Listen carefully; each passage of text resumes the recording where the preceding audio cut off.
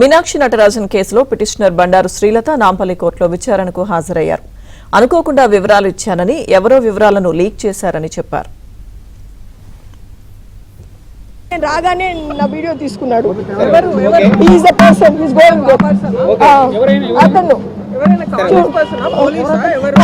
Civil మీరు చూసారు కదా, white shirt and black pant. నాకు ఫస్ట్ కావాల్సిన నాకు సెక్యూరిటీ అండి. I so scared. నాకు మీరే చూసారు, ఇప్పుడే చూసారు. నేను ఇలా చెప్తుంటే ఆయన వెళ్ళిపోయారు. రైట్, నాకు ఎవరు థ్రెట్ అని నాకు తెలియదు, బట్ ఐ హ్యావ్ థ్రెట్. ఎవరు చేస్తారు? నేను ఆల్రెడీ ఇచ్చాను, 3 months బ్యాక్ కంప్లైంట్ ఇచ్చాను డీజీపీ గారికి.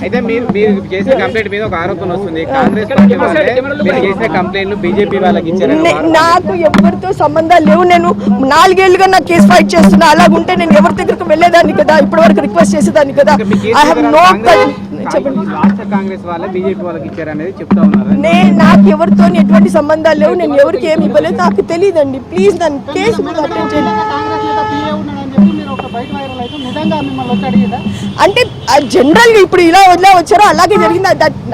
దీని గురించి అని నేను పర్టికులర్ గా ఏం చెప్పలా.